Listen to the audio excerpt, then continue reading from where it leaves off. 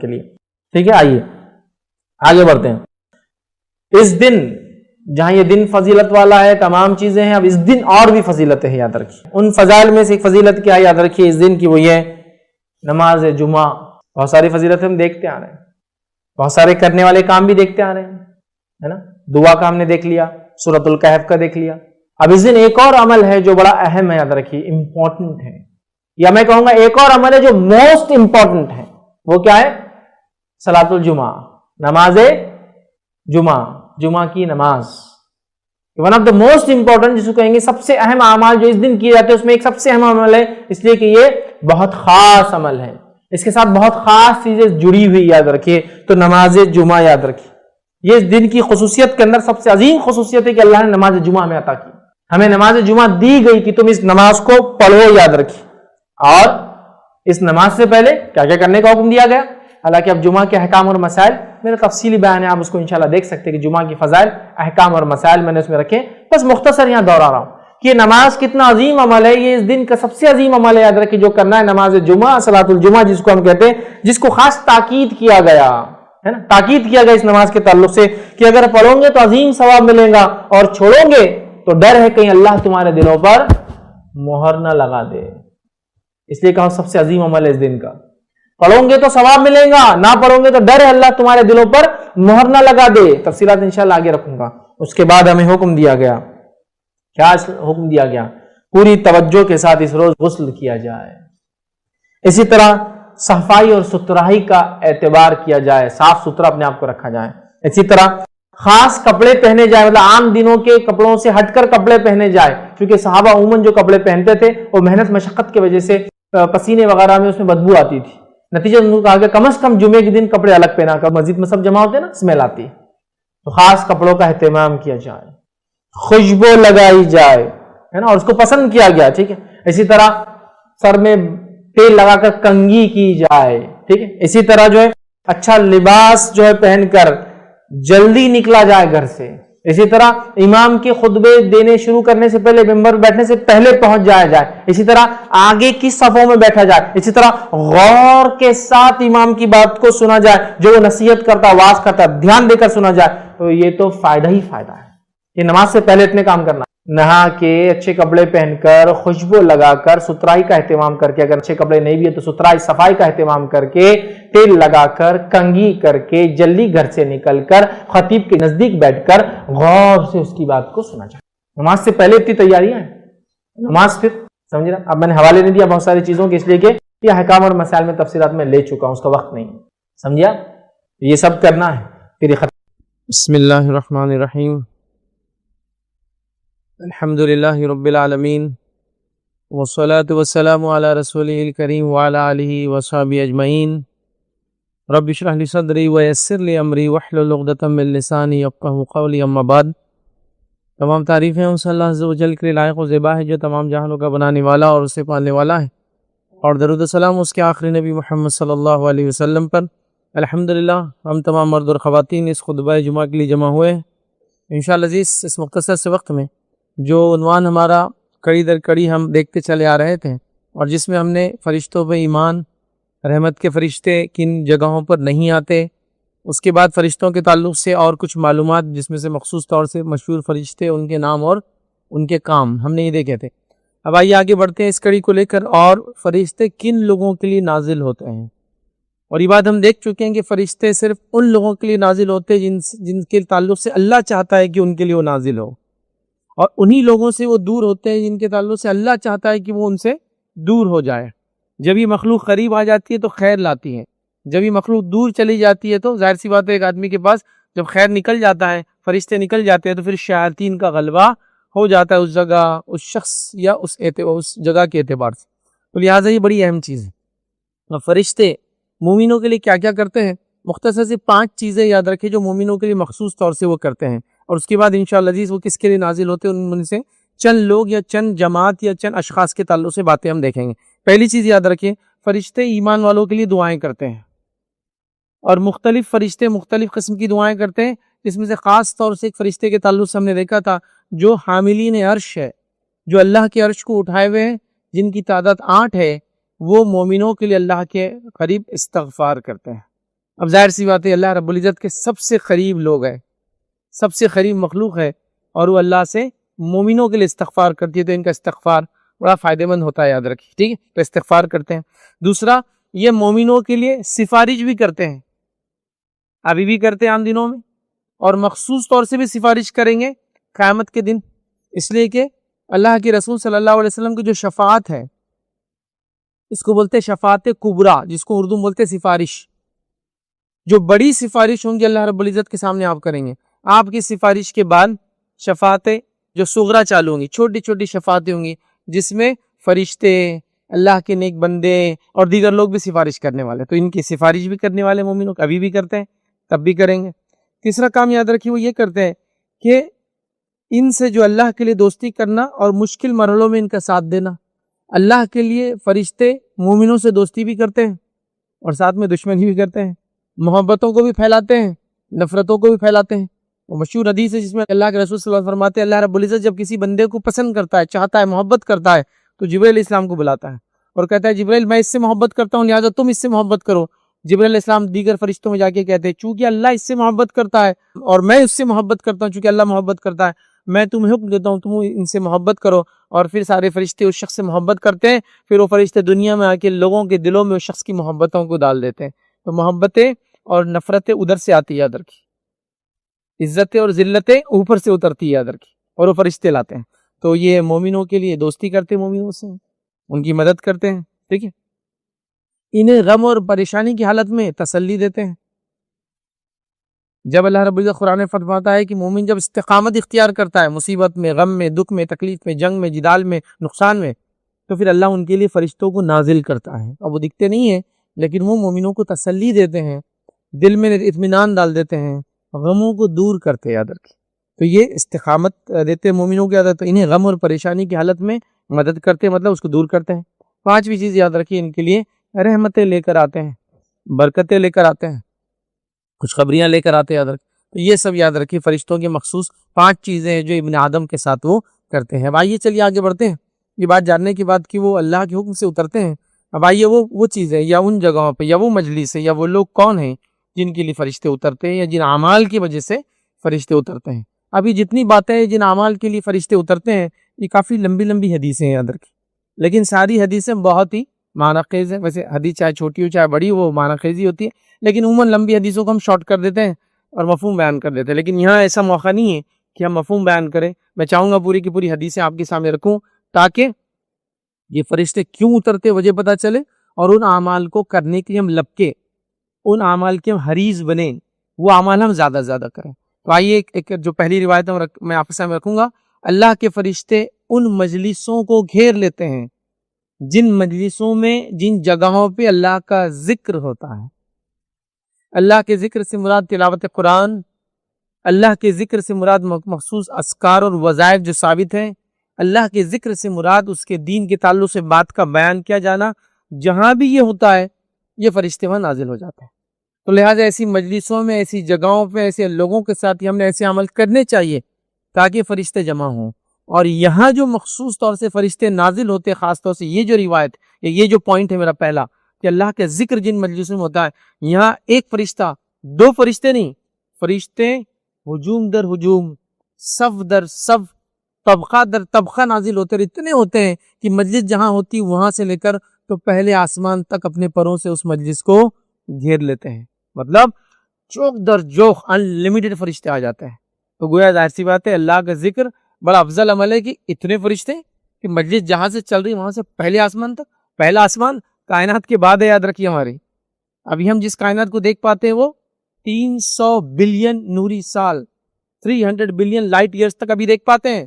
اس کے بعد بھی ابھی کائنات ہے، پہلا آسمان تو اس کے بعد ہے، پھر اس کے بعد دوسرا آسمان، پھر تیسرا، ایسا ہے۔ تو وہاں تک گھیر لیتے ہیں۔ بھائی وہ کیا عمل ہے؟ وہ ہے اللہ کا ذکر، جس کو ہم معمولی سمجھتے ہیں، اللہ کا ذکر جس کو زبان پہ لانا ذرا ہمارے لیے مشکل ہو جاتا ہے۔ اللہ کے ذکر میں چھوٹے سے چھوٹے کلمے سے لے کر بڑی سے بڑی چیزیں شامل ہے جو ثابت ہے، یاد رکھیں۔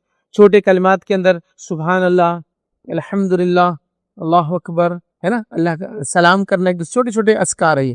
پھر اس کے اذکار اور وظائف ہے، اور یہاں مجلس کے تعلق سے جہاں لوگ جمع ہوتے ہیں، چونکہ یہ مجلس میں لوگ جمع ہوتے ہیں اور فرشتے نازل ہوتے، اللہ کو اتنی پسند ہے کہ پہلے آسمان تک فرشتے چلے جاتے ہیں صرف چلے نہیں جاتے ہیں, یہاں ایک بہت بڑا ریوارڈ اور بدلہ بھی ملتا ہے اس کے بعد. وہ کیا ہے؟ پوری حدیث رکھ کر آپ کو سناتا ہوں. حدیث صحیح بخاری کی ہے. نبی اکرم صلی اللہ علیہ وسلم فرماتے اور کہتے ہیں کہ اللہ کے رسول صلی اللہ علیہ وسلم فرماتے اور کہتے ہیں کہ اللہ کے کچھ فرشتے ایسے ہیں جو راستوں میں پھرتے ہیں اور اللہ کی یاد کرنے والوں کو تلاش کرتے ہیں. راستوں میں پھرتے ہیں, ہر جگہ موجود ہے, مطلب وہ ابھی بھی موجود ہیں, ہم کو بھی سن رہے ہیں, تو پھرتے رہتے ہیں, ٹھیک ہے, اور راستوں میں پھرتے رہتے ہیں اور اللہ کی یاد کرنے والوں کو تلاش کرتے ہیں. اب یاد مجلس میں ہو رہی ہے, گروپ میں ہو رہی ہے, انڈیویجول ہو رہی ہے, اس کو تلاش کر رہے ہیں وہ لوگ, ٹھیک. پھر اللہ کے رسول صلی اللہ علیہ وسلم فرماتے ہیں تلاش کرتے ہیں. پھر جہاں وہ کچھ ایسے لوگوں کو پاتے ہیں جو اللہ کا ذکر کرتے ہیں تو ایک دوسرے کو آواز دیتے ہیں, آؤ ہمارا مطلب حاصل ہو گیا ہے. تو جب وہ دیکھ لیتے کسی مجلس کو جہاں اللہ کا ذکر ہو رہا ہے تو فوراً ایک دوسرے کو آواز دے کر کہتے ہیں آ جاؤ ہمارا مطلب حاصل ہو گیا, مطلب جس کام کے لیے نکلے تھے کہ اللہ کے ذکر کرنے والے بندوں کو ڈھونڈیں گے, مل گئے ہو. پھر وہ دوسرے بھی جمع ہونا چالو ہو جاتے ہیں, ٹھیک ہے. پھر وہ پہلے آسمان تک اپنے پروں سے اوپر جو ایک منڈپ جیسا بنا دیتے ہیں, اور جو جمع ہوتے ہیں اتنے جمع ہوتے ہیں کہ وہ مجلس جہاں ذکر ہو اللہ کا وہاں سے لے کر تو پہلے آسمان تک اس مجلس کو گھیر لیتے ہیں. تو اللہ کا ذکر بہت بابرکت چیز ہے, یاد رکھیں, ٹھیک ہے. پھر جو ہے ختم پر اپنے رب کی طرف چلے جاتے ہیں. جب وہ مجلس ختم ہو جاتی ہے تو وہ نکل کر اپنے رب کی طرف چلے جاتے ہیں, اللہ تعالیٰ کی طرف چلے جاتے ہیں. پھر آگے اللہ کے رسول فرماتے ہیں پھر ان کا رب ان سے پوچھتا ہے, حالانکہ وہ اپنے بندوں کے متعلق سب جانتا ہے. تو اللہ رب العزت ان سے سوال کرتا ہے, حالانکہ اس کو سوال کرنے کی ضرورت نہیں, سب جانتا ہے اپنے بندوں کے بارے میں, وہ تو دل کا حال جانتا ہے, لیکن پھر بھی اللہ کا یہ سنت و طریقہ ہے. اللہ تو جانتا ہے انسان کیا عمل کر رہے ہیں, پھر ہی فرشتے لکھتے ہیں نا ہمارے ریکارڈ کے لیے. اللہ سب جانتا ہے, پھر بھی وہ فرشتوں سے پوچھتا ہے. کیا پوچھتا ہے سنیے. حالانکہ وہ بندوں کے متعلق خوب جانتا ہے کہ میرے بندے کیا کہتے تھے, تم جب گئے اور جس مجلس سے تم آ رہے ہو میرے بندے کیا کہہ رہے تھے. مطلب اللہ کا ذکر تو کر رہے تھے لیکن کیا مانگ رہے تھے, کیا کہہ رہے تھے, کیا طلب بھی کر رہے تھے ساتھ میں. تو جو ہے حالانکہ وہ خوب جانتا ہے میرے بندے کیا کہتے تھے. وہ جواب دیتے ہیں کہ وہ تیری تسبیح پڑھتے تھے, تیری کبریائی بیان کرتے تھے. سبحان اللہ, اللہ اکبر, کبریائی بیان کرتے تھے, ٹھیک ہے. الحمدللہ, سبحان اللہ, یہ بڑے افضل کلمہ. تو کبریائی بیان کر رہے تھے, تیری تسبیح حمد و ثنا بیان کر رہے تھے, تیری حمد کر رہے تھے اور تیری بڑائی بیان کر رہے تھے. پھر اللہ تعالیٰ پوچھتا ہے کیا انہوں نے مجھے دیکھا ہے؟ یہ جو میری کبریائی حمد اور بڑائی بیان کر رہے تھے تو کیا انہوں نے مجھے دیکھا ہے جو یہ سب چیزیں کر رہے تھے؟ دیکھا ہے. کہا کہ وہ جواب دیتے ہیں کہ واللہ انہوں نے تجھے نہیں دیکھا. اللہ تجھے کہاں دیکھا, انہوں نے نہیں دیکھا, تجھے نہیں دیکھا. اس پر اللہ تعالیٰ فرماتا ہے پھر ان کا اس وقت کیا حال ہوگا جب وہ مجھے دیکھتے ہوئے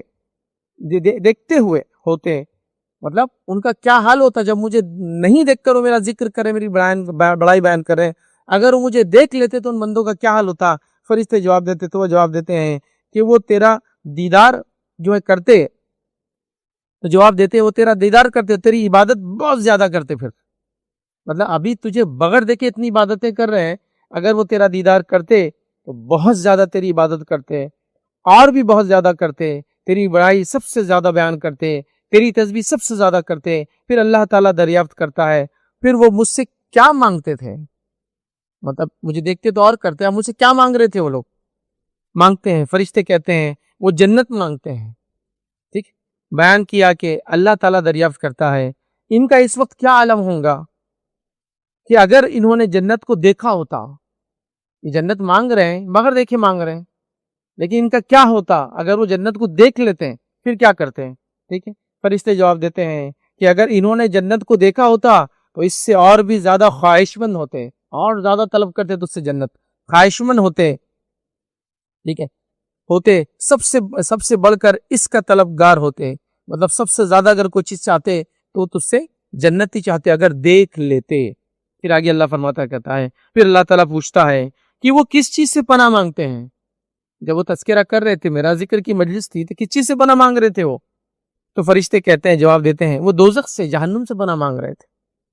اللہ تعالیٰ پوچھتا ہے کیا انہوں نے جہنم کو کبھی دیکھا ہے؟ وہ جواب دیتے ہیں نہیں اللہ, انہوں نے جہنم کو نہیں دیکھا. اللہ تعالیٰ فرماتا ہے پھر اگر انہوں نے اسے دیکھا ہوتا تو ان کا کیا حال ہوتا. تو وہ جواب دیتے ہیں کہ اگر انہوں نے اسے دیکھا ہوتا تو اس سے بچنے کے لیے سب سے زیادہ جو ہے بچتے, اور سب سے زیادہ اس سے بچنے کے لیے وہ آگے بڑھتے. مطلب ابھی بغیر دیکھے وہ تجھ سے آنکھ سے پناہ مانگتے ہیں، دیکھ لیتے تو اور زیادہ تجھ سے پناہ مانگتے ہیں، سب سے زیادہ آگے ہوتے اور سب سے زیادہ خوف کھاتے.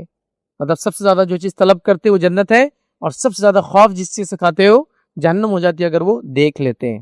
پھر آگے اللہ تعالیٰ فرماتا ہے، اس پر اللہ تعالیٰ فرماتا ہے کہ میں تمہیں گواہ بناتا ہوں کہ میں نے ان کی مغفرت کی. اے فرشتے تم گواہ رہنا، میں نے اپنے بندوں کی مغفرت کی. نبی اکرم صلی اللہ علیہ وسلم فرمایا کہ اس پر ان میں سے ایک فرشتے نے کہا، جو فرشتے موجود تھے مطلب کئی تھے نا، اس میں سے ایک فرشتہ کہتا ہے، فرشتے نے کہا کہ ان میں فلاں بھی تھا جو ذاکرین میں سے نہیں تھا.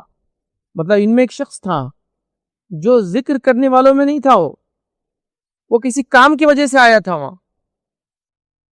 مطلب اس مجلس میں آ کے نہ شروع سے بیٹھا تھا نہ آخر تک بیٹھا تھا، نہ اس کا مقصد تھا مجلس میں آنا، بس وہ کسی کام سے آیا تھا. مثال کے طور پہ مجلس چالو تھی، کوئی بیچ میں آیا اپنے کام سے، تھوڑی دیر رکا اور چلا گیا. ٹھیک ہے، تو کسی ضرورت سے آ گیا تھا. وہ مجلس کا ذاکرین مطلب وہ جو اللہ کا ذکر کرتے ان میں نہیں تھا، وہ کسی کام سے آیا تھا، آ گیا تھا. اللہ تعالیٰ ارشاد فرماتا ہے کہ ذاکرین وہ لوگ ہیں، مطلب جو اللہ کا ذکر کر رہے تھے، یاد رکھیں یہ وہ لوگ ہیں جن کی مجلس میں بیٹھنے والا بھی نامراد نہیں رہتا ہے. مطلب میں نے بخش دیا تو یہ بھی اس مغفرت میں شامل ہے جو صرف آیا تھا اپنے کام سے اور چلا گیا، انکلوڈ کر لو اس کو بھی اندر. چونکہ یہ جو مجلس ہے عام مجلس نہیں، جو اللہ کا ذکر کر رہے ہیں جو ہے تو وہ جو ہے نامراد نہیں رہتا، مطلب اس کی بھی مغفرت کر دی جائیں گی. تو ہم دیکھ رہے ہیں اس حدیث کے اندر جس مجلس کے لیے جن لوگوں کے لیے فرشتے نازل ہوتے ہیں ان کے اندر وہ لوگ جو اللہ کا ذکر کرتے ہیں. فرشتے صرف نازل نہیں ہوتے ہیں، جو وہ مانگ رہے تھے اللہ تعالیٰ اس وجہ سے ان کو عطا کر دیتا ہے. جس چیز سے بچنا چاہ رہے تھے اللہ تعالیٰ اس سے بچا لیتا ہے. اور اس مجلس کی فضیلت یہ ہے کہ اس مجلس میں صرف آ کر جانے والا بھی مغفرت کو حاصل کر لیتا ہے. تو اللہ کا ذکر اور اللہ کے نیک بندوں کی مجلسوں کی فضیلت پتہ چلتی ہیں. دو باتیں پتہ چل گئی، ایک تو اللہ کے ذکر کی فضیلت پتہ چلی، دوسرا اللہ کے نیک بندے جہاں جمع ہوتے ہیں وہاں ہمارے لیے بھی جمع ہونا بے حد ضروری ہے. چاہے ہمیں کوئی کام ہو یا نہ ہو، کبھی چلے جائے اگر موقع مثال کے تو مصروفیت ہوتی وغیرہ، چلے جایا کریں. یہ بہت بڑی بات ہے یاد رکھیں. اسی پر حدیث پر ایک واقعہ مجھے یاد آ رہا ہے. میرا ایک سفر ہوا تھا اور سفر میں جو ہے یو کے گیا تھا. تو اسکپٹن نامی ایک شہر تھا جہاں میرا ایک پروگرام تھا. اس پروگرام میں وہاں گیا تو وہاں جنرلی پروگرام 15 سے 20 منٹ کے ہوتے، اس سے بڑی کوئی تقریر وغیرہ نہیں ہوتی. بڑے سے بڑا اجتماع بس 15-20 منٹ تقریر، اس کے بعد ختم، وائنڈ اپ ہو جاتی چیزیں. تو وہاں گئے، مغرب کے بعد پروگرام تھا، میں نے پروگرام لیا اور اس پروگرام کے اندر ایک شخص میرے بالکل سامنے بیٹھا تھا جس کو دیکھ کر مجھے پورا یقین تھا کہ اس کو اردو نہیں آتی. میری تقریر اردو میں تھی اور اس کو اردو نہیں آتی، مطلب وہ کہ انگریز تھا.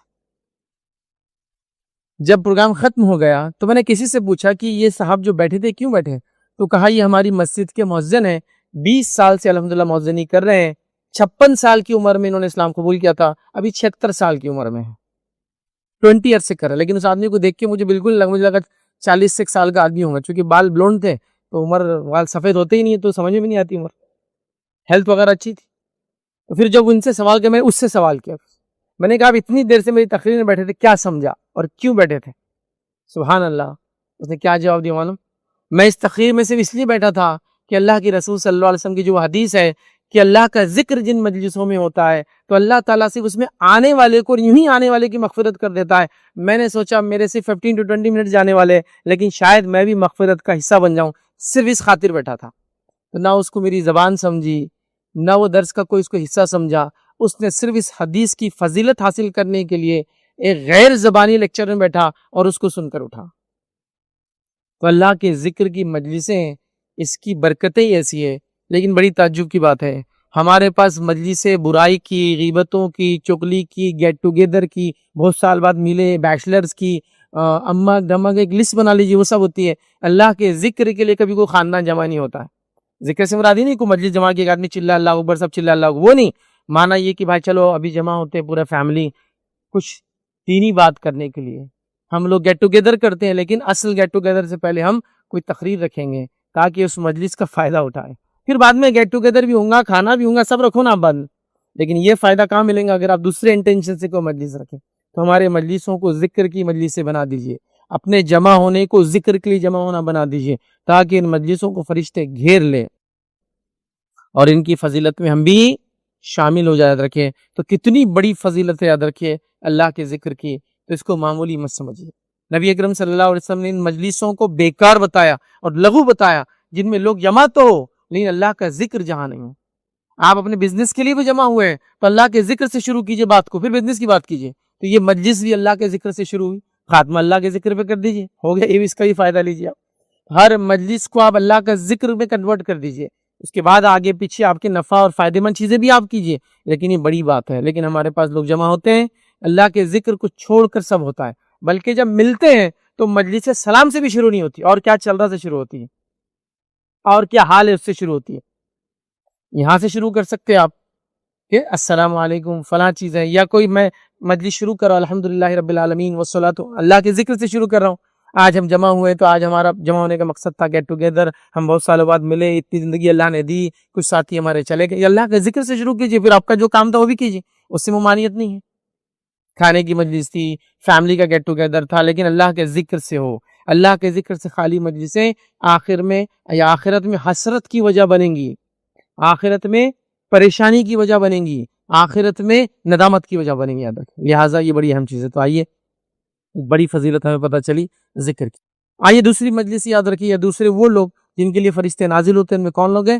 مسجد میں قرآن پڑھنے والوں پر اللہ کے فرشتے نازل ہوتے ہیں۔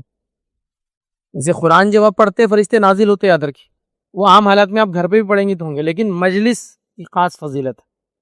اکیلے میں بھی نازل ہوتے ہیں۔ جب ایک صحابی کا مشہور واقعہ آپ نے دیکھا، وہ قرآن پڑھ رہے تھے اور وہ کہتے ہیں کہ قرآن پڑھ رہا تھا اور یہ تہجد کا وقت تھا، فجر سے پہلے کی بات تھی، تو آسمان میں ایک بادل آیا جس میں چمک تھی، اور اس چمک کی وجہ سے قرآن پڑھ رہا تھا، سوچ تلاوت کو لمبی کروں، لیکن میرا گھوڑا بھدکنے لگا اور میرا چھوٹا بچہ وہاں سو رہا تھا، مجھے ڈر لگا وہ بھدکیں گا تو کوئی بچے کے اوپر پیر نہ رکھ دے، تو میں نے جلدی ختم کیا۔ جب نماز کو ختم کر کے اوپر دیکھا تو ایک سفید بادل تھا جو اوپر چلا گیا۔ پھر اللہ کے رسول صلی اللہ علیہ وسلم نے فرمایا وہ سکینت تھی، سکینت، فرشتے جو لے کر نازل ہوتے ہیں، وہ سکینت تھی۔ تو یہ انڈیویجول اللہ کے ذکر کا ہی تذکرہ ہے نا، تو سکینت تھی۔ لیکن اگر مجلس میں پڑھا جائے، وہ قرآن ہی پڑھ رہے تھے، مجلس میں پڑھا جائے تو اس کے اور فضائل یاد رکھیے۔ آئیے نبی اکرم صلی اللہ علیہ وسلم کیا فرماتے ہیں، حدیث جو ہے لمبی ہے، اس کا ایک حصہ میں آپ کے سامنے رکھتا ہوں۔ آپ صلی اللہ علیہ وسلم فرماتے اور کہتے ہیں، اور فرماتے ہیں جب لوگ اللہ تعالیٰ کی کتاب پڑھتے ہیں اور پڑھانے کے لیے اللہ تعالیٰ کے گھروں میں سے کسی گھر میں جمع ہوتے ہیں، جب لوگ اللہ کی کتاب کو پڑھانے، ہمارے علاقوں میں ہم کہیں گے پڑھنے پڑھانے کے علاوہ سمجھنے سمجھانے بھی جمع ہونا پڑے گا ہم کو، کیونکہ ہم کو سمجھ نہیں آتی، وہاں پڑھ رہے پڑھا رہے ہیں تو ان کو سمجھ میں بھی آ جاتی، تو ہم لوگ پڑھ رہے پڑھا رہے اور سمجھ بھی رہے، وہ مجلسیں بھی اس کے اندر انکلوڈ ہو جائیں گی جہاں سمجھا بھی جا رہا ہے۔ تو وہ مجلس ہے جہاں اللہ کی کتاب پڑھنے اور پڑھانے کے لیے اللہ کے گھروں میں سے کسی گھر میں جمع ہوتے ہیں، اللہ تعالیٰ ان پر اللہ تعالیٰ کی رحمت ان پر اترتی ہے جو انہیں ڈھانپ لیتی ہے، فرشتے انہیں گھیر لیتے ہیں، اور اللہ تعالیٰ فرشتوں میں ان کا ذکر کرتا ہے۔ مجلسوں کو فرشتے گھیر لیتے ہیں اور پھر فرشتے اوپر جا کے اپنے مجلسوں میں اس مجلس کا تذکرہ کرتے ہیں کہ ایسی ایسی جگہ ہم گئے تھے اور وہاں اللہ کے بندے اللہ کے کلام کو پڑھ رہے تھے۔ یاد رکھیں، قرآن نے کہا کہ صبح فجر کے بعد کا قرآن پڑھنا مشہود ہے، مطلب اس وقت فرشتے شاہد ہوتے ہیں، گواہ بنتے اس قرآن پڑھنے پر۔ مطلب یہ ہوا کہ ہماری صبح قرآن کی تلاوت سے شروع ہونی چاہیے تو فرشتے گواہ بن جاتے ہیں۔ تہجد میں وہ صحابی قرآن پڑھ رہے تھے تو فرشتے سکینت لے کے اتر رہے تھے، یا اللہ کے گھروں میں سے کسی گھر میں جمع ہو کے قرآن پڑھے، وقت چاہے کوئی بھی ہو، تو اللہ کے فرشتے اس مجلس کو گھیر لیتے ہیں، پھر اپنے مجلسوں میں جا کے اس مجلس کا تذکرہ کرتے ہیں جس مجلس سے نکل کر وہ آئے ہیں۔ مطلب یہ قرآن پڑھنے والی مجلس اتنی افضل مجلس ہو گئی کہ فرشتے اپنی مجلسوں میں اس کا تذکرہ کر رہے ہیں۔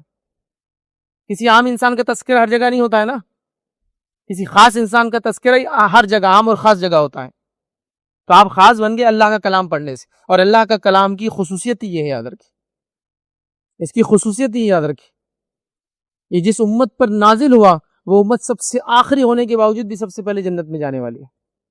یہ جس رات نازل ہوا وہ رات 1000 مہینوں سے افضل بن گئی۔ آپ سمجھ رہے ہیں، یہ قرآن چیز ہی ایسی، یاد رکھیں۔ لیکن کتنی تعجب کی بات ہے، ہم اللہ کی مسجدوں میں اللہ کا کلام پڑھنے جمع ہی کہاں ہو رہے ہیں۔ مسجدوں کے مقاصد میں سے ایک اہم مقصد ہے اللہ کا ذکر، مطلب نماز یہاں پڑھی جائے، پھر اللہ کا ذکر، قرآن کی تلاوت ہو، قرآن کا سیکھنا سکھانا ہو، ذکر و اذکار ہو۔ لیکن اب مسجد ہماری ذکر و اذکار کے لیے کہاں استعمال ہوتی ہیں؟ ابھی وقت ہی نہیں ہمارے پاس۔ نماز اگر ہو گئی اور اس کے بعد جو سیاست مسجدوں کی اگر وہ چل گئی تو پھر دیکھا جائیں گے اس کے بعد اور کیا ہو سکتا ہے۔ اور پھر مسجدوں کا حال بھی یہ ہے کہ کھلتی ہے نماز سے اذان سے 5 منٹ پہلے اور بند ہو جاتی ہے. اگر لوگ عشاء میں آ جائے اور لمبی نمازیں پڑھ رہے پوری ختم کرے تو وہ مؤذن صاحب بولتے ہیں یار جلدی نکلے تو اچھا ہے, بند کر کے جانا ہے. تو نہ وہ کھل رہی ہے نہ بند ہو رہی ہے اللہ کے ذکر کے لیے کہ لوگ کبھی بھی آئے, بند کر دی جا رہی ہے. نہیں بھائی فلاں مسئلہ ہے, فلاں مسئلہ ہے, فلاں مسئلہ ہے, ٹھیک ہے رات میں بند کرنا پڑ رہا ہے, حفاظتی مسئلہ ہے, سمجھ میں آ رہا ہے. دن بھر بھی بند ہے, طہارت خانے بند, مسجد بند, ہر چیز بند, نہیں کچھ نہیں. مسجد نماز ہوگی مطلب مسجد کا پرپز ہی ختم کر دیا ہم نے. مسجد اللہ کا گھر ہے, اور نبی اکرم صلی اللہ علیہ وسلم کے زمانے میں مسجد ہر چیز کے لیے استعمال ہو رہی تھی, ہر چیز کے لیے دن رات کھلی تھی اور ہر چیز کے لیے استعمال, مطلب وہ سینٹر تھی پورے اس علاقے کے, ہر چیز اس وہاں سے طے ہوتی تھی کہ اب دین اور دنیا میں امت کہاں آگے بڑھیں گی. ابھی مسجد و مرکزی حیثیت ہو چکی ہے, یاد رکھیں. یہاں وہ سب کام نہیں ہوتے, یاد رکھیں. نبی اکرم صلی اللہ علیہ وسلم کے زمانے کی مسجد لیکن ایسی تھی, اور جتنی مساجد اس زمانے میں تھی مسجد نبی کے علاوہ سب ایسی تھی. وہ ملٹیپل پرپز سرو کرتی تھی نماز کے علاوہ, اور وہ کمیونٹی سینٹر تھی وہ لوگوں کے لیے کہ لوگوں کے دین اور دنیا کے سارے مسائل وہاں حل ہوتے تھے. بہرحال وہ جب کھلی تھی تو لوگ آ رہے ہیں, قرآن بھی پڑھ رہے ہیں, تلاوت ہو رہی وغیرہ ہو رہی. تو مسجدوں کو یاد رکھیے آنا, اس میں مخصوص تلاوت کرنا, اس کی فضیلت یہ کہ فرشتے اس کو گھیر لیتے ہیں. ویسے انفرادی طور سے کرے بھی تو میں نے رکھ دیا, فرشتے اس مجلس کو گھیر لیتے ہیں, لیکن قرآن خاص طور سے اگر یہ کریں گے تو اس کے بڑے فائدے ہیں. تو قرآن سے اپنا رابطہ ہم قائم کریں, ہمارے گھروں میں فجر میں قرآن پڑھا جائے, ہم مسجدوں میں جب بھی آئے تو تھوڑا وقت نکال کے قرآن پڑھنے کی جو ہے کوشش کریں. ہم گھروں میں جہاں رہتے ہر جگہ قرآن کی تلاوت ہو, بلکہ دن کی ابتدا قرآن کی تلاوت سے ہونی چاہیے. لیکن افسوس ساتھ کہہ رہا ہوں, ویسے تو بات قرآن کی تلاوت کی اور فرشتوں کی نازل ہونے کی ہو رہی ہے, لیکن جب فجر ہی نہ ہو گھر کے اندر تو کیا تلاوت قرآن ہوں گی صبح, اور کیا وہ صبح ہوں گی, اور کیا دن کا معاملہ ہوگا. بہت تعجب خیز چیز ہے. بہرحال آگے بڑھتے ہیں. تیسری چیز یاد رکھیے, جب فرشتے نازل ہوتے کن لوگوں کی نازل ہوتے یاد رکھیے. تو آئیے, فرشتے اس شخص کے لیے بھی نازل ہوتے, یا فرشتہ ایک فرشتے کے تعلق سے حدیث میں الفاظ ہے, وہ اس شخص کے لیے بھی نازل ہوتا ہے جب بندہ رات میں سوتے وقت یاد رکھیے آیت الکرسی پڑھ کر سوتا ہے, تو ایک فرشتہ اس کی حفاظت کے لیے صبح تک اپوائنٹ کر دیا جاتا ہے. حدیث لمبی ہے لیکن انٹرسٹنگ ہے. واقعہ اس طرح سے ہے, ابو ہریرہ رضی اللہ عنہ فرماتے ہیں کہ زکوٰۃ کی کھجوریں آئی ہوئی تھی اور مجھے اس کی حفاظت پر تعینات کیا گیا تھا. تو میں رات کے وقت ان کھجوروں پہ تعینات تھا, مطلب رات میں وہ جاگ رہے تھے کھجوروں کی حفاظت پروٹیکشن کرنے کے لیے. کھجوریں شاید کوئی لکڑی وغیرہ کیسے اونچی باسکٹ میں یا اس طرح سے کہیں بھری ہوئی تھی بہرحال.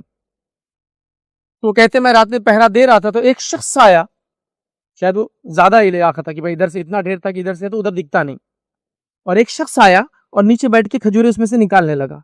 تو جب میں نے اس کو دیکھا تو میں نے اس کو پکڑ لیا اور میں نے کہا کہ ہاں اب تم چوری کرتے پکڑے گئے ہو, اب نبی اکرم صلی اللہ علیہ وسلم کے پاس تم کو حاضر کروں گا اور تم کو رسوائی جھیلنا پڑیں گی, ظاہر سی بات ہے کہ تم نے چوری کی. یاد رکھے وہ شخص نے کہا میں بہت ضرورت مند ہوں اور میں مجبور ہوں, یاد رکھیے میرے اہل و عیال بھوکے ہیں, اس وجہ سے میں نے یہ لے لیا, میں وعدہ کرتا ہوں آئندہ نہیں آؤں گا. ویسے زکوٰۃ کی کھجوریں ہیں, اللہ کے رسول صلی اللہ علیہ وسلم اس کو دیں گے, لیکن خیر ایک بھوکا پیاسا مجبور انسان ہے تو لگا ڈیزرو کرتا ہے زکوٰۃ میں سے ویسے بھی, لیکن مانگ کے لینا چاہیے. بٹ اینی ویز ابو ہریرہ رضی اللہ عنہ فرماتے میں نے اس کو جانے دیا. صبح اٹھے نبی اکرم صلی اللہ علیہ وسلم کے پاس گئے, تو رسول اللہ صلی اللہ علیہ وسلم نے پوچھا اے ابو ہریرہ رات تیری قیدی نے کیا کیا؟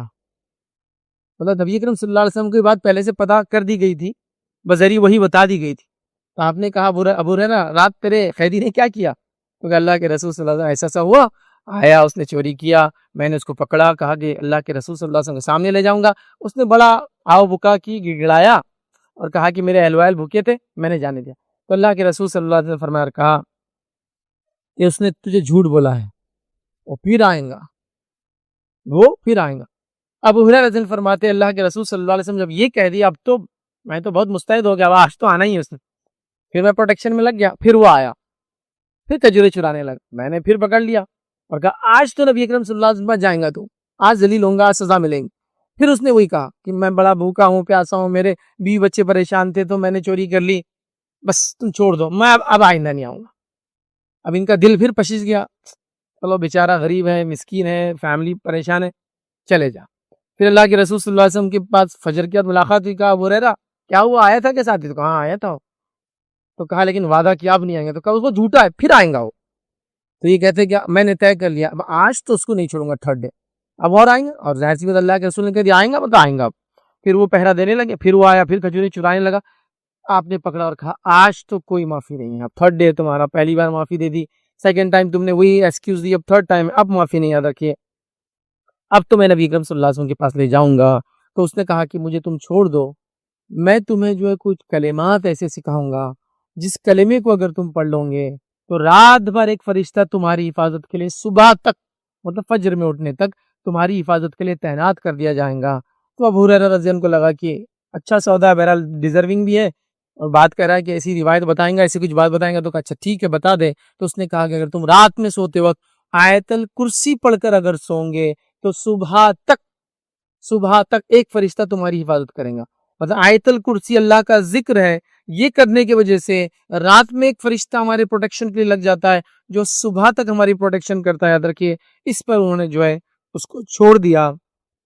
ٹھیک ہے، قرآن فرماتے اور کہتے ہیں جب صبح کی تو مجھے رسول اللہ صلی اللہ علیہ وسلم نے فرمایا تیرے رات کی قیدی نے کیا کیا. پھر آپ نے پوچھا تھرڈ ڈے، ابھی تیسرے دن بھی چھوڑ دیا انہوں نے، کیا کیا؟ میں نے کہا یا رسول اللہ صلی اللہ علیہ وسلم مجھے یقین دلایا کہ وہ مجھے ایسے کلمات سکھائیں گا جس کے ذریعے اللہ تعالیٰ مجھے فائدہ پہنچائیں گا، تو میں نے اسے چھوڑ دیا. آپ نے پوچھا وہ کلمات کون سے ہیں، کیا سکھایا اس نے تم کو؟ تو میں نے عرض کیا اس نے مجھے کہا جب تو اپنے بستر کی طرف قرار پکڑے، مطلب سونے سے پہلے، تو آیت الکرسی پڑھ لیا کر اول سے آخر تک. اس نے آیت الکرسی کمپلیٹ پڑھ لیا کر، اور اس نے یہ بھی کہا کہ اللہ کی طرف سے تجھ پر ایک نگران رہے گا، مطلب سیفٹی کے لیے فرشتہ رہے گا، اور صبح تک شیطان ہرگز تیرے قریب نہیں آئیں گا. تو وہ کس چیز سے بچائیں گا؟ وہ آ کے فرشتہ آپ کو مجھے صبح تک شیطان سے بچائیں گا. تو جو لوگ رات میں ڈر جاتے ہیں، بچے خواب دیکھتے ہیں برے، کچھ لوگوں کو برے خواب آتے رہتے ہیں، سلیپ ڈس آرڈرز رہتے ہیں، رات میں ڈر کر اٹھ جاتے ہیں، وہ ضرور یہ کر سوئے، آیت الکرسی پڑھ کر ہی سوئے، اس یقین کے ساتھ کہ ایک فرشتہ آپ کے ساتھ حفاظت میں رہیں گا، تو قریب نہیں آئیں گا، شیطان میرے قریب نہیں آئیں گا. تو نبی اکرم صلی اللہ علیہ وسلم نے فرمایا آگاہ رہو، میری بات کو سنو غور سے، اس نے یہ بات تو سچ کہی ہے کہ ایسا ہوں گا، حالانکہ وہ خود بڑا جھوٹا ہے. یہ بات جو کہی وہ تو سچی کہی، لیکن جس نے یہ بات کہی وہ خود بڑا جھوٹا ہے. آپ نے فرمایا کہا وہ بڑا جھوٹا ہے. اور اے ابو ہریرہ کیا تو جانتا ہے کہ 3 راتوں سے کس سے مخاطب ہو رہا تھا؟ تو کون تھا جو تیرے پاس آ رہا تھا اور 3 نائٹ سے تو اس کو مل رہا تھا اور اس کو پکڑ لے رہا تھا؟ انہوں نے کہا مجھے تو نہیں معلوم. تو میں نے کہا نہیں آپ فرمائیے. تو آپ نے فرمایا وہ شیطان تھا، وہ شیطان تھا، 3 راتوں سے آ رہا تھا، تم نے 3 راتوں کو اس کو پکڑا، اور لیکن جو بات ابھی کہی وہ تو اس نے صحیح کہی. مطلب شیطان کو خود پتا تھا کس چیز کی وجہ سے میں کسی چیز کے پاس نہیں جا سکتا ہوں، اور وہ آیت الکرسی، تو اس نے یہ چیز بتا دی. تو آپ سمجھ رہے ہیں یہاں آیت الکرسی کی فضیلت آ گئی، اللہ کے ذکر کی فضیلت آ گئی، ایک فرشتہ نازل ہو جاتا ہے، یہ بات بھی ہم کو پتہ چلی، اور صبح تک وہ شیطان سے ہم کو بچاتا ہے، یہ بات بھی اس روایت سے ہم کو پتہ چلی. تو لہٰذا ہر شخص سونے سے پہلے آیت الکرسی پڑھ کر ہی سوئے. یہ بڑی اہم بات ہے، یاد رکھیے.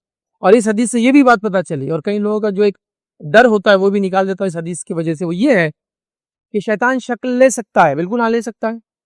جنوں کو اللہ نے یہ صلاحیت دے رکھی کہ وہ شکل لے لیتے ہیں، جیسے کہ حدیث میں آتا ہے کہ وہ کتے اور بلیوں کی شکل میں ہوتے ہیں، سانپوں کی شکل میں ہوتے ہیں، جیسے اژدھے اور ناگ ہوتے ہیں، یاد رکھیے زہریلے، ان کی شکلوں میں ہوتے ہیں. اسی طرح وہ انسانی شکلوں میں بھی آتے ہیں، یاد رکھیے. یہ تینوں ہم کو پتہ چلتی ہے، یاد رکھیے مختلف شکلیں وہ لیتے ہیں اور لے سکتے ہیں. لیکن یہ بات آپ یاد رکھ لیجئے، شیطان جب کوئی شکل لیتا ہے تو شکل لینے کے بعد وہ اپنی شکل کو ہمارے سامنے تبدیل نہیں کر سکتا ہے. مطلب اس کو اللہ نے یہ طاقت ہی نہیں دی. جب وہ کوئی شکل لیتا ہے تو ایک مقام پہ لیتا ہے جو ہماری نظروں سے دور ہوتی ہے، وہاں سے شکل لینے کے بعد وہ آ جاتا ہے. اب اس کے بعد اگر اس کو واپس اپنی اصلی شکل میں جانا ہے جس میں بہت پروٹیکٹڈ ہوتا ہے، ہم سے تو محفوظ رہتا ہے نا ایک طرح سے، تو وہاں جانے کے لیے اس کو یاد رکھے پھر اس مقام پہ جانا پڑتا ہے، اور وہ مقام حاصل کرنے کے لیے یاد رکھیے وہ انسانوں کی نظروں کے سامنے یہ کام نہیں کر سکتا. تو اگر شیطان نے کوئی شکل انسانی شکل میں آ گیا اور آپ نے اس کو پکڑ لیا تو وہ آپ کے ہاتھ میں سے غائب نہیں ہو سکتا. اسی لیے لوگ بڑے ڈرتے ہیں، بھائی یہ جن تو نہیں تھا، آدھی رات کو شیطان تو نہیں تھا. ارے بھائی اگر وہ شیطان آپ کے سامنے آ جائے اور آپ نے اس پہ غلبہ پا لیا تو ختم ہو گیا ہو. تو ہر بار نہیں لیتے ہیں، وہ بہت پروٹیکشن میں ہے نا، چونکہ وہ کیوں لیں گے، وہ تو نہیں لیتے، لیکن لیتے بھی ہے تو وہ چھو بول کے غائب نہیں ہو سکتے. ان کو اس مقام پہ جانے کے لیے انسانی نظروں کے سامنے وہ کام ہی نہیں کر سکتے. اب ان پر سارے فزیکل لاز لاگو ہو جاتے ہیں. مطلب شیطان نے انسانی شکل لی, گاڑی میں ڈرنک کارڈ نے اڑا دیا, نشہ کرنے والے نے اڑا دیا, گیا. فزیکل لاز لاگو ہے اس پہ, آپ چینج نہیں کر سکتا اپنے آپ کو. طبعی قوانین اس پہ لاگو ہو جاتے ہیں. شیطان نے کتے کی شکل لی, اللہ نہ کرے مسلم ملنے میں آیا تو ٹانگ تو گئی اس کی. ہمارا مسلمان بچہ تو کتا بولے تو کتا خود دبتے دبتے کونوں سے جاتا, اس کو معلوم ہے پتھر کہیں نہ کہیں سے آنے والا ہے, تو وہ شکل نہیں لے گا شیطان کتے کی. کیوں؟ اس کو معلوم اتنے پروٹیکشن کے لیول سے نکل کر فالتو میں شکلیں کیوں لیں گا. لیکن لے سکتا ہے, لیکن لینے کے بعد سارے طبعی قوانین لاگو ہو جاتے. یہ بات آپ یاد رکھیے. اگر شیطان نے سانپ کی شکل لی, آپ نے قتل کر دیا, گیا, مر گیا. طبعی قوانین لاگو ہو گئے تھے اس پہ, فزیکل لاز, وہاں غائب نہیں ہو سکتا تھا. تو یہاں ابو ہریرہ اس کو پکڑ کے غالب پہ آ گئے نا. مطلب اس میں فزیکل اسٹرینتھ نہیں تھی کہ ابو ہریرہ کو ہرا سکے, اس لیے تو مان گیا نا کہ میں غلطی ہو گئی, معافی چاہتا ہوں, کل سے نہیں آؤں گا, کہا نا. تو یہاں دیکھیے ابو ہریرہ اس پہ غالب آ گئے, مطلب انہوں نے پکڑ لیا. اس سے پتہ چلا شیطان اگر کوئی شکل لیتا ہے تو طبعی قوانین اس پہ لاگو ہو جاتے ہیں. آپ کی فزیکل اسٹرینتھ اگر اس کے اسٹرینتھ سے زیادہ رہی تو گیا, وہ ختم ہو جاتا ہے. تو لہٰذا عموماً وہ یہ کام نہیں کرتے, لیکن خصوصاً ایسا وہ کر سکتے ہیں. یہ بات کو بھی آپ یاد رکھیے. اور یہاں اس نے انسانی شکل لی, یہ بات یہاں بہرحال حدیث کے اندر آ گئی. لیکن اگر وہ شکل لیتے ہیں تو اس میں گھبرانے کی کوئی چیز نہیں, یاد رکھیے. وہ پھر آپ کے طاقت سے کم اس کی طاقت ہے تو وہ پھنس گیا, یاد رکھیے. اس کی اسٹرینتھ پھر وہ نہیں, اور وہ اپنی شکل کو تبدیل کرنے کے لیے اس کو محنت لگتی ہے. ایک مقام پہ جانا پڑتا ہے, اس مقام پہ وہ شکل بدل کے آ سکتا ہے. اور یہاں اس نے جو بات کہی, یاد رکھیے, جس پہ اللہ کے رسول صلی اللہ علیہ وسلم کی مہر ہے, یاد رکھیے کہ آپ نے کہا کہ وہ شیطان تھا, ویسے وہ جھوٹ بولتا ہے, لیکن ابھی جو بات کہی وہ سچی ہے. تو بہرحال اس کو ماننے میں کوئی حرج نہیں. تو اس سے پتا چلا کہ اگر حق بات کوئی کہے, چاہے کہنے والا اس کا پابند نہ بھی ہو, چاہے کہنے والا اس پہ عمل نہ بھی کرتا ہو, چاہے کہنے والا خود بھی گناہ گار ہو, لیکن ابھی جو بات کہہ رہا ہے اگر حق ہے تو مان لینے میں کوئی حرج نہیں. آپ یہ نہیں بول سکتے کہ تیرا کیا, تو خود عمل نہیں کرتا, ہم کو کیا بول رہا ہے, مان لینا چاہیے. اس لیے کہ حق بات اگر آ رہی ہے, بات قرآن و سنت کی, جیسا مثال کے طور پر ایک شخص آپ سے راستے پہ کہہ رہا نماز کو جاؤ نا, اور وہ خود نماز کو نہیں آ رہا, تو آپ بولے میں کیوں جاؤں نماز کو, تو خود نماز کو نہیں آ رہا. نہیں, اس نے جو بات کہی وہ تو حق ہے نا, سچ بات کہہ رہا ہے کہ نماز کو جاؤ, نماز کو جانا چاہیے, اچھی بات ہے. لیکن آپ بھی بول سکتے بھائی صاحب آپ بھی تو چلیے, ہاں میں ٹھیک ہے انشاءاللہ آتا ہوں وغیرہ, لیکن ابھی جو بات کہی بات تو اس کی صحیح ہے, ماننے میں کوئی حرج نہیں, اس لیے کہ وہ بات صحیح کہہ رہا ہے. تو اس بات سے ایک اصول بھی پتا چلا کہ اگر حق بات کوئی کہہ رہا ہے, یاد رکھیے, تو اس بات کو لینے میں کوئی حرج نہیں, حالانکہ بولنے والا خود اس کا حامل نہیں ہوگا یا اس سے عمل نہیں کرتا ہوں. جیسے کوئی نان مسلم آپ سے کبھی کہہ دے بھائی تو مسلمان ہے, نماز کیوں نہیں پڑھتے ہیں, آپ یہ تھوڑی بول سکتے تیرے کو کیا کرنا ہے, تیرے مذہب کا تو دیکھنا. بات تو صحیح کر رہا ہے کہ میں نے نماز پڑھنا چاہیے ایز اے مسلم, ماننے میں کوئی حرج نہیں, چونکہ وہ بات حق کی کہہ رہا ہے, صحیح بات کہہ رہا ہے. تو کس سے یہ بات بھی ایک پتہ چلی, یاد رکھے. تو انشاءاللہ اسی پہ ہم بات کو ختم کریں گے. اگلی بار ہم کچھ اور مجلس سے اور لوگ اور واقعات دیکھیں گے جس میں فرشتے جن لوگوں کے لیے اترے ہیں, اور ان کا اترنا ہمارے لیے خیر کا باعث ہوتا ہے. یہ باتیں ہم جانتے ہیں, اور یہ اللہ کے حکم سے ہی اترتے ہیں, اللہ کے حکم کے بغیر فرشتے اترتے نہیں ہیں. تو لہٰذا ہمیں کوشش کرنا چاہیے ان تمام اعمال کو ہم اپنے گلے سے لگائیں. تو آج ہم نے 2-3 اعمال دیکھے, جس میں سے پہلا ہم نے دیکھا ذکر کی مجلس سے ہم جمائیں, دوسرا عمل ہم نے دیکھا تلاوت قرآن مسجد میں ہم کریں, تیسرا ہم نے دیکھا یاد رکھیے آیت الکرسی پڑھ کر سونے سے فرشتہ نازل ہوتا ہے اور ہماری حفاظت بھی کرتا ہے. اسی پہ اپنی بات کو ہم ختم کریں گے. اللہ رب العزت سے دعا ہے کہ اللہ سبحانہ تعالیٰ ہر اس اعمال کے ہمیں توفیق دے جن اعمال کے ذریعے وہ راضی ہوتا ہے, اور اس ہر عمل سے ہماری حفاظت کرے یا اسے دور رکھے جو اعمال اے اللہ تجھے ناراض کرتے ہیں یا جس پہ تیری ناراضگی ہوتی ہے. اللہ رب العزت ان اعمال کو کرنے کے ہمیں توفیق عطا فرمائے جن اعمال کے کرنے سے فرشتے ہم پہ نازل ہوتے ہیں, اور فرشتوں کے ذریعے اللہ رب العزت ہمیں خیر و برکت عطا فرمائے. جب تک ہمیں زندہ رکھے ایمان اور اسلام پر زندہ رکھے, خاتمہ ایمان پر ہو. وآخر دعوانا الحمدللہ رب العالمین. سبحان ربک رب العزت عما یصفون وسلام علی المرسلین والحمد للہ رب العالمین.